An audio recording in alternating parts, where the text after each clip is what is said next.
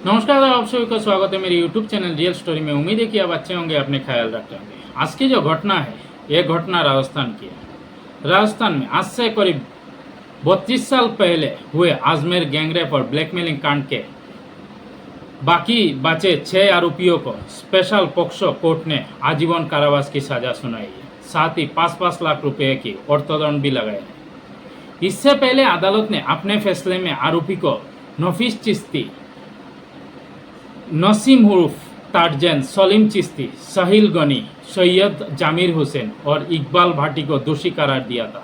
साल 1992 में 100 से ज़्यादा स्कूल और कॉलेज की छात्राओं को गैंगरेप और ब्लैकमेलिंग के मामले में कुल 18 आरोपी थे। उनमें से 9 को सजा सुनाई जा चुकी थी। एक आरोपी दूसरे मामलों में जेल में बंद है, एक सुसाइड कर चुका है और एक फिलहाल फरार है। और आज 6 आरोपी का जो फैसला आया है, इन्हें उम्र कैद की सजा सुनाई दी है। दरअसल दुनिया में सूफी संत ख्वाजा मोइनुद्दीन हसन चिश्ती की दरगाह का जो स्थान और जगह जगत पिता ब्रह्मा जी की और पवित्र स्थल तीर्थ राज पुष्कर के कारण धार्मिक पर्यटक नक्शों पर राजस्थान का आजमेर अपनी एक अलग ही पहचान रखता था, जहाँ गंगा जमुनी तहजीब की संस्कृति हुआ करता था। इसी वजह से उसे जाना पहचाना जाता था। मगर वहाँ की जो आबोहवा में साल 1990 से 92 तक कुछ ऐसा घट गुजर रहा था, ना कि सिर्फ गंगा जमुनी तहजीब संस्कृति को कलंकित करने वाला था, बल्कि पूरे आजमेर सामाजिक ताने बाने को बदनुमा दाग बनकर उभर आया था। युवा पीढ़ी पाश्चात्य जगत के आकर्षण में ढल रही थी। शिक्षा, संस्कार और मर्यादा को ही गुम हो रहे थे। समाज संकटों को, अवसरवादियों को पुलिस का कोई भय नहीं था, कानून का कोई खौफ नहीं था। शासन प्रशासन से जुड़े लोग हो या समाज के कंकड़ सब प्यालाने वाला बन बैठे थे। पद प्रतिष्ठा के न्याय में कुर्सी पर बैठने वाले और समाज को जागरूक करने वाले, उचित दिशा दिखाने वाले, उनकी जवाबदेही और दायित्व का बोझ सुरासुर सूर्यों के आगे नतमस्तक थी।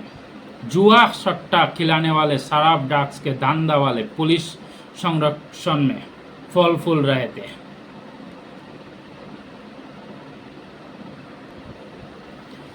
तब वहाँ के स्थानीय दैनिक नवज्योति अखबार ने युवा पत्रकार संतोष गुप्ता के छापी एक खबर ने लोगों को झकझोर कर रख दिया। खबर में स्कूली छात्राओं को उनके नग्न फोटो क्लिक करके ब्लैकमेलिंग करते हुए उनका यौन शोषण किए जाने का पर्दाफाश किया गया था। पद पर बैठा हुआ सरकार नेता, क्या पुलिस, क्या प्रशासन, क्या सरकार, सामाजिक, धार्मिक, नगर सेवा संगठन से जुड़े लोग, सब के सब सहम गए। कैसे हो गए, कौन थे, किसका साथ हुआ, आप क्या करें, कैसे करें। वो जमाना भले ही सोशल मीडिया का जमाना नहीं था, लेकिन ये कान में हुई खुसूर पुसूर ने खबरों को आग की तरह फैलने से जरा सा भी देर नहीं लगा। दरअसल अजमेर के विभिन्न स्कूलों में पढ़ती 17 से 20 साल के बीच कुल 100 से ज़्यादा लड़कियों के साथ इस घिनौनी हरकत हुई है। इन्हें पहले बेला फुसला कर उस एक फार्म हाउस में ले जाया जाता था। उसके बाद उसका न्यूड फोटो निकलता था, नग्न अवस्था में उसका फोटो क्लिक कर दिया जाता था और फिर उसी फोटो के जरिए इन लोगों को ब्लैकमेलिंग किया करता था। इसका जो मास्टरमाइंड था, ये था नफीस और फारूक चिश्ती। ये कांग्रेस का युवा उस टाइम का जो शहर अध्यक्ष भी बना करता था। तो फारूक अक्सर स्कूल और कॉलेज में कमती उम्र का था, ये लोग पढ़ते नहीं थे, लेकिन ये लोग अक्सर स्कूल और कॉलेज में जाता था, लड़कियों से दोस्ती करता था और फिर ये लोग को भेला फुसला कर अपने भैया जो बड़ा भाई है उसका फार्म हाउस में ले आता था और फिर इसका साथ अश्लील हरकतें करता। उस टाइम में जो फोटो क्लिक करता था, जो कैमरा था, तो उस टाइम में कोई डिजिटल कैमरा नहीं था, सिर्फ फ़ोटोशूट के लिए जो कैमरा था उसको फिर धुलवाना भी पड़ता था। तो ये फ़ोटो उठाता और फिर जाके वहाँ के एक लैब है, फ़ोटो कलर लैब में ये फ़ोटो धुलवाता था और इसी के ज़रिए इन लोगों को ब्लैकमेलिंग किया करता था। समाज कंकट अपने कुकर्मों के साक्ष्य मिटाने में लग गए थे। ओहदर अपने ही उच्च रसूखदारों को खुद को बचाने में, पीड़िताओं के परिजन अपने इज्जत के खातिर नगर से अपना नाता तोड़कर दावे पाओ अन्यत्र कुताओ चला गया। उस शहर छोड़ के कोई दूसरा जगह चला गया। वहाँ बताते चले कि आजमेर की शान और पहचान बदनुमा दाग के अकबर के जरिए जाहिर होने से पहले आजमेर जिला पुलिस प्रशासन ने उसकी गोपनीय जांच की और ये सही पाया गया। इसमें ज़्यादातर ख्वाजा मोइनुद्दीन हसन चिश्ती के दरगाह के खुदाम ख्वाजा यानी खादिम परिवार के कोई युवा रोहितजादे शामिल थे। इतना ही नहीं, पुलिस ने वो भी जान लिया था कि राजनीतिक रूप से युवा कांग्रेस के पदाधिकारी भी इस आर्थिक रूप में संपन्न भी थे। जिला पुलिस प्रशासन को यो अच्छी तरह से पता चल गया था। पीड़िता को सामने लाए बिना इन पर हाथ डाला जाएगा तो नगर की शांति और कानून व्यवस्था का सामान्य बनाए रखने में बड़ा जोखिम उठाना पड़ेगा, और शांति और कानून व्यवस्था संभाल भी लेंगे तो क्या पता इनमें आजमेर के किन किन प्रभावशाली और प्रतिष्ठित परिवार के बच्चियों को प्रभावित हो। नगर के कौन कौन पुलिस और प्रशासनिक अधिकारी या उच्च पदस्थ राजनैतिक प्रतिनिधि तक इनके तार जुड़े हुए। लिहाजा बहुत ही सोच विचार के बाद स्थानीय जिला पुलिस प्रशासन ने तत्कालीन राजस्थान सरकार मुख्यमंत्री भाजपा के भरों सिंह शेखावत को स्थिति की अवगत करवाया। बताते हैं कि भरों सिंह शेखावत ने शांति और कानून व्यवस्था को बिगाड़ने नहीं देने और अपराधियों को नहीं छोड़ने की स्पष्ट संकेत दी थी।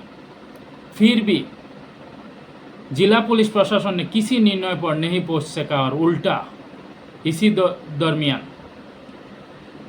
जो आरोपी थे उनको भागने में सफल हो गए।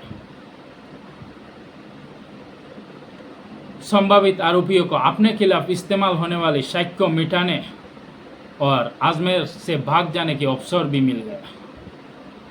अखबार में खुली छात्राओं के अश्लील फोटो के जरिए ब्लैकमेलिंग करने की कांड को पहली खबर प्रकाशित होने के लगभग एक युग गुजारने के बाद, एक पखवाड़े गुजारने के बाद जिला पुलिस प्रशासन को ठोस कार्रवाई नहीं की। इसके बाद युवा पत्रकार संतोष गुप्ता ने दूसरा बार अखबार में छापाया कि अपराधी आज़ाद कैसे हो गए। ब्लैकमेल करने वाले छात्राओं को ब्लैकमेल गैंगरेप करने वाले अपराधी आज़ाद कैसे हो गए। ये चीज़ जब शीर्ष तक पहुंचा, इस बार 7 वो फोटो भी प्रकाशित किए जिसमें आजमेर के छात्राओं के साथ हो रहे यौन शोषण के खुली आंखों से दिखा जा सकता था। फोटो के प्रकाशित होने के बाद समूचे राजस्थान में जैसे कोई तूफान सा आ गया। तीसरा खबर सीआईडी ने 5 माह पहले ही दे चुका था। चौथी खबर प्रदेश गृह मंत्री भाजपा के दिग्गज सिंह की बयान आया। उन्होंने भी इस छात्रा की अश्लील फोटो पहले ही देख चुका था, उनका पास पहुंच चुके थे। इसके बाद क्या था, जनता सड़क पर उतर गए, बंद के ऐलान किया। शासन प्रशासन ने भारी दबाव पड़ा। नगर जागरूक संगठन गुनाहगारों को सजा दिलाने के लिए सक्रिय हो गए। स्कूल छात्राओं के साथ यौन शोषण का सारा खेल शहर में सुनियोजित तरीके से मुस्लिम समुदाय के प्रभावशाली युवा द्वारा हिंदू लड़कियों के साथ किया जा रहा था। इसे लेकर विश्व हिंदू परिषद, शिवसेना और बजरंग दल के जैसे संगठनों में मुठिया खींच ली थी। आजमेर जिलावार एसोसिएशन ने मीटिंग कर शहर को बिगाड़ते हाल और हालात को लेकर आपस में चर्चा करना शुरू कर दिया। पीड़िताओं के अभाव में अपराधियों को सजा दिलाने के लिए उचित मार्ग योजना शुरू कर दिया था। वकील के शिष्टमंडल ने तत्कालीन जिला कलेक्टर अदिति मेहता से मुलाकात की। पुलिस अधीक्षक एम.एन. धवन से मौजूदगी में हुई वार्ता में रास्ता निकाला गया। जिन आरोपियों को पहचाना जा चुका है उन्हें कानून की तहत जेल में डाला जाए, जिससे जनता की गुस्सा थोड़ा शांत हो, माहौल सांप्रदायिक ना बने। इसी बैठक के खुलासा हुआ जिले पुलिस प्रशासन के सबसे पहले आजमेर के युवा भाजपा नेता पेशों से वकील वीर कुमार और विश्व हिंदू परिषद के पदाधिकारी ने फोटो उपलब्ध कराए पाखंड पुत्र हिंदू लड़कियों को पंडितों हिंदू लड़कियों को मुस्लिम युवक द्वारा यौन शोषण किए जाने की सूचना दी थी। साथ ही वो भी मंशा जताई कि कानून अपराधियों को नहीं पकड़ा गया तो हिंदू संगठन कानून अपने हाथ में लेने के लिए पीछे नहीं हटेगा, हाथ लेने के लिए चुकेगा भी नहीं। जिला पुलिस प्रशासन ने बसपा हिंदू संगठन को इस चेतावनी से भरी इस चेतावनी को देखते हुए सक्रियता दिखाई और लेकिन तब उप परिदर्शक हरिप्रसाद शर्मा को पहले ही मौखिक आदेश देकर मामले को गोपनीय जांच कराने को कहा। गोपनीय जांच में हुए खुलासे के बाद जिला प्रशासन के हाथ पैर फूल गए। पुलिस प्रशासन ने मामलों को खुलासा किए जाने और अपराधियों को जेल के सलाखों के पीछे धकेले जाने के बजाय पूरा प्रकरण को ठंडे बस्ते में डाल दिया। तत्कालीन पुलिस महानिरीक्षक उपेंद्र भारद्वाज ने बाकायदा प्रेस कॉन्फ्रेंस में खुलासा किया कि मामले जैसा है वैसा नहीं है। प्रचारित तो किया जा रहा है कि आजमेर की स्कूली छात्राओं के साथ किस तरह पंडयत्र पूर्वक ब्लैकमेलिंग को यौन शोषण किया गया। मामले में जिन 4 लड़कियों के साथ यौन शोषण की फोटो वायरल हो रही है वो ऐसा नहीं है। उनका तहकीकात में पाया कि उनका चरित्र ही संदिग्ध है। पुलिस महानिरीक्षक के बयान अकबर के सुखिया बनने के बाद आजमेर ही नहीं राजस्थान के भर में आंदोलन शुरू हो गए। जगह जगह पुलिस को अपराधियों को गिरफ्तार करने की मांग उठने लगी। पीड़िताओं को न्याय देने की आवाज़ बुलंद होने लगी। कस्बे बंद होने और खबर आने लगी। राजस्थान बसपा सरकार पर प्रकरण को लेकर भारी दबाव बना, लेकिन कांग्रेस नेताओं जिसमें वर्तमान राजस्थान के कांग्रेस सरकार के मुखिया अशोक गहलोत, कांग्रेस के दिग्गज नेता पूर्व चिकित्सा मंत्री रघु शर्मा सहित अनेक कांग्रेस नेताओं ने आजमेर स्कूली छात्रों का साथ जो अपराध हुआ है उसके गिरफ्तार करके उनको सजा दिलाने का दबाव बनाया। सीआईडी से इस प्रकरण को सीआईडी से जांच कराने की मांग की बसपा सरकार पर दबाव बनाया। आखिर 30 मई 1992 को तत्कालीन मुख्यमंत्री भोर सिंह शेखावत ने मामला सीआईडी सीबी को हाथ में सौंप दिया और जांच कराने के लिए ऐलान कर दिया। इसी बीच पुलिस प्रशासन को मिली तो आजमेर पुलिस प्रशासन ने सीआईडी सीबी के हाथों जांच होने से पहले तत्कालीन उप हरिप्रसाद शर्मा के हाथ से सादा पेपर में प्राथमिकी लेकर उसे दर्ज कर लिया। इसमें जिला पुलिस बद्दी पीटने से बच गई। पहले रिपोर्ट में गोपनीय के अनुसार आधिकारिक होने के नाते हरिप्रसाद शर्मा ने उन 4 अश्लील फोटो को विश्लेषण करते हुए रिपोर्ट दी, जिनमें लिखा था कि आजमेर में स्कूली छात्रों के किसी तरह अपने जाल में फंसा कर उनके अश्लील फोटो खींचे गए और उनके साथ उनके ब्लैकमेलिंग किया गया। साथ ही उनका यौन शोषण व उत्पीड़न किया गया। लड़कियों को लेकर का दबाव गिरोह द्वारा बनाए जाने की जानकारी मिली। रिपोर्ट में वो भी लिखा था कि गिरोह में सामाजिक, राजनीतिक, धार्मिक रूप से प्रभावशाली युवा शामिल थे। फोटो के आधार पर अनुसंधान अधिकारियों ने 2-3 पीड़िताओं की पहचान होने का भी पुलिस केस के जिक्र किया, लेकिन मामले में आगे जांच होने से अन्य अपराधियों के नाम भी सामने आने की संभावना जताई। आजमेर जिला पुलिस द्वारा रिपोर्ट दर्ज होने के अगले ही दिन सीनियर आईपीएस अधिकारी एनके पाटनी अपनी पूरी टीम के साथ आजमेर पहुंच गए और 31 मई 1992 से जांच अपने हाथों में लेकर अनुसंधान शुरू कर दिया। जांच में शुरू हुई तो गिरोह में युवा कांग्रेस के शहर अध्यक्ष दरगाह के खादिम चिश्ती परिवार के फारूक चिश्ती, उपाध्यक्ष नफीस चिश्ती, संयुक्त सचिव अनवर चिश्ती, पूर्व कांग्रेस विधायक के नज़दीकी रिश्तेदार अलमास महाराज, फिलहाल फरार है अलमास महाराज, इशरत अली, इकबाल खान, सलीम जमीर, सोहेल गनी, पुत्तन इलाहाबादी, नसीम अहमद उर्फ तारजन, परवेज अंसारी, মহিবুল্লাহ উর্ফ মারাডোনা, কৈলাস সৈনী, মহেশ লুধানি, পুরুষোত্তম উর্ফ চান বসেলি উর্ফ ভাবনা এবং हरीश तुलानी नामक अपराधी के नाम सामने आए।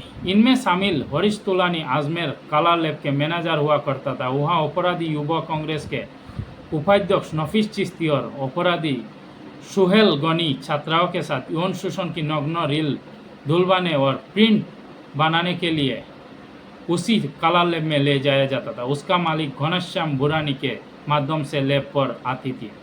जानकारी के अनुसार पुरुषोत्तम भावना रील से प्रिंट बनाया करता था। वही वो व्यक्ति जिसके जरिए सबसे पहले स्कूली छात्राओं को नग्न अश्लील फोटो अपराधियों को सबक सिखाने और मुस्लिम युवक द्वारा छात्राओं को यौनाचार बंद कराने जाने के उद्देश्य से काला लैब में बाहर निकालकर पहले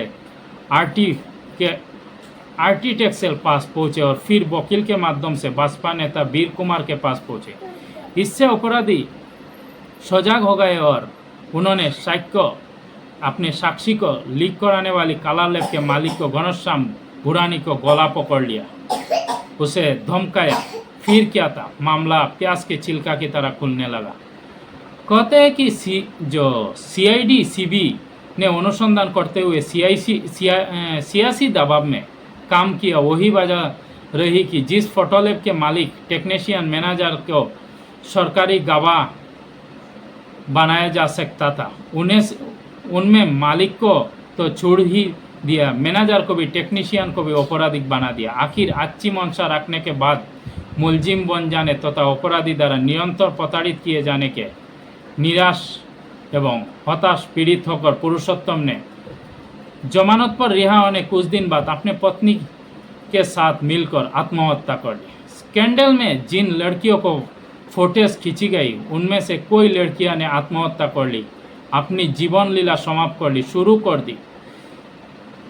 उन दिनों में अचानक एक के बाद एक करीब दर्जनों लड़कियां सुसाइड कर लिया। इस घटना का सबसे दर्दनाक बात वही था कि इन लड़कियों के लिए वो ना समाज और ना ही घर वाले आगे आए। मामले के खुलासा के वो एक दुखद कड़ी साबित हुआ। आरोपी के सियासी रसूख के चलते कोई भी आगे नहीं आया। हालांकि बाद में फुटेज के वीडियोस और आधार पर लड़कियों की पहचान की गई।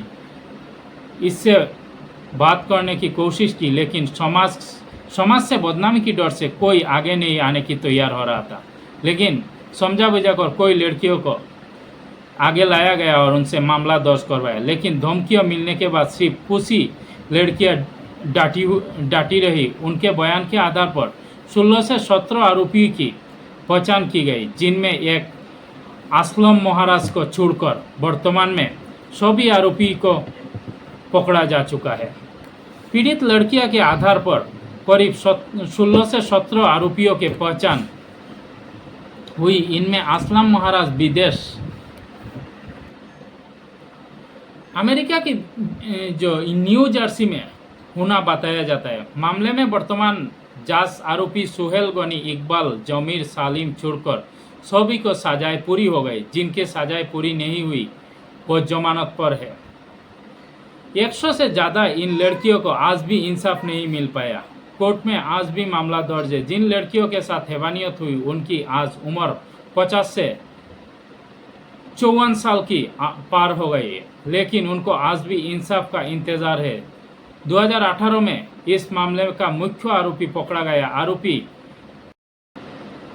अजमेर ब्लैकमेलिंग कांड में फारूक नसीफ के साथ अनवर मोइजुल्ला उर्फ पुतन इलाहाबादी, सालिम शामुद्दीन, सुहेल गनी, कैलाश सनी, महेश लुधानी, पुरुषोत्तम और हरीश तोलानी लड़कियों के यौन शोषण के लिए फार्म हाउस में एक पोल्ट्री फार्म पर लेकर जाया करते थे। उनका यौन शोषण करते और फिर अश्लील तस्वीर के सहारे ब्लैकमेलिंग किया करते।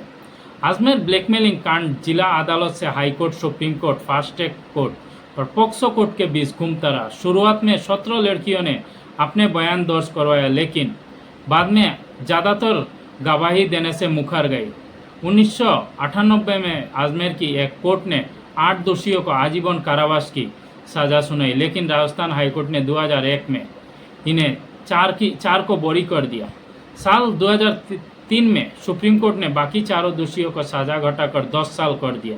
इनमें मोइजुल्ला उर्फ पुतन इस्लाम इलाहाबादी, इशरत अनवर चिश्ती और शामसुद्दीन उर्फ मादुना शामिल था। 2007 में अजमेर की फास्ट ट्रैक कोर्ट ने फारूक चिश्ती को भी दोषी ठहराया, जिनमें खुद को दिमागी तौर पर पागल घोषित करवा लिया था। 2013 में राजस्थान के हाईकोर्ट ने फारूक चिश्ती की आजीवन कारावास की सजा घटाते हुए कहा कि जेल में पर्याप्त समय सजा काट चुका है। साल 2012 में सरेंडर करने वाला सलीम चिश्ती 2018 तक जेल में रहा और जमानत पर रिहा हो गया। अन्य आरोपी को भी जमानत मिल गई थी। वही एक आरोपी असलम महाराज, जो पूर्व कांग्रेस विधायक के करीबी रिश्तेदार है बताया जाता है, उसको वो अभी तक पकड़ नहीं सका। आखिर में पकड़े गए सुखेल गनी नफीस चिश्ती, जामिर हुसैन, सालिम चिश्ती, इकबाल भाटी, नसीब उर्फ तारजन को कोर्ट ने दोषी ठहराया। अदालत से मिल रहे समन से परेशान होकर आप पीड़िताओं ने पेशी पर बयान के लिए आना बंद कर दिया। बताया जाता है कि इस ब्लैकमेलिंग कांड में शामिल अधिकतर महिलाएं अब दादी नानी बन चुकी है। उन्हें घर में झूठ बोलना पड़ता है कोर्ट आने के लिए। इस बात का खुलासा पिछले साल पेशी में आई एक पीड़िता ने बताई। पीड़िता ने कोर्ट को कहा कि उसके साथ जो हुआ वो घर पर बता नहीं सकती और उन्हें झूठ बोलकर पेशियों में आना पड़ता है। ब्लैकमेलिंग कांड के 3 दशक पूरे होने के बाद एक बार पिछले साल जुलाई में मामला सुर्खियों में आया। दरअसल पिछले साल रिलीज हुई एक फिल्म आजमेर 92 को लेकर दावा किया गया कि वो 92 में जो आजमेर में हुए इसी ब्लैकमेलिंग कांड की सच्ची घटना पर आधारित है। इसे लेकर आप खादिम समुदाय के साथ मुस्लिम समाज को की अन्य संस्थाओं इनकी विरोध करना शुरू कर दिया। आजमेर दरगाह अंजुमन कमेटी सचिव सरवर चिश्ती ने अपने बयान में कहा कि पहले कश्मीर फाइल, उसके बाद द केरला स्टोरी और अब आजमेर 92 बनाई गई है। इस मूवी में 250 लड़कियों के रेप के ब्लैकमेलिंग का शिकार बताया गया, जबकि उस समय मात्र 12 लड़कियों ने शिकायत दी थी। साथ ही इस फिल्म में ख्वाजा गरीब नवाब की दरगाह और शिक्षण संस्थाओं को बदनाम करने की प्रयास किया जा रहा है। दरगाह को ऐसी कोई घटना घटित नहीं हुई। दरगाह से जुड़े खादिम समुदाय चिश्ती को बदनाम करने का प्रयास किया जा रहा है। ब्लैकमेलिंग में कोई लोग शामिल थे, लेकिन बदनाम खादिम समुदाय को किया जा रहा है। सच्ची घटना पर आधारित फिल्म आजमेर 92 में दावा किया गया कि इस फिल्म में 250 लड़की की कहानी बयां किया गया, जिनको हाल ही में जाल में फंसा कर रेप किया गया, उन्हें सिलसिलेवार ब्लैकमेलिंग किया गया। और इस केस में सबसे पहले आजमेर के एक स्कूल की लड़की को फंसा कर उसको न्यूड फोटोज क्लिक की गए और फिर उसके बाद एक चेन सिस्टम बना दिया गया। उसके ज़रिए उसको कहा जाता था कि तुम्हारा दूसरा दोस्त को ले आओ, फिर उसको कहा जाता तीसरा लेके आओ। ऐसे एक चेन सिस्टम हो गया था। इसी तरह ब्लैकमेलिंग करके इनका साथ कुकर्म किया जाता था। इसे लड़कियों को शिकार बनाया जाता था। फिल्म आजमेर 92 में ये जो डायरेक्टर थे निर्देशक पुष्पेंद्र सिंह थे। पुष्पेंद्र सिंह ने इसका डायरेक्ट किया। तो अब क्या लगता है आपको, वाकई इन 100 लड़कियां थी, इनको न्याय मिला है? तो कमेंट करके ज़रूर बताइएगा, क्या आपको लगता है क्या जरूर न्याय मिला है इन लोगों को? तो यही था कहानी। अगर अच्छा लगा तो लाइक एंड सब्सक्राइब कर देना है। कमेंट करना ना भूलना। कमेंट करके बताना कैसे लगा ये कहानी।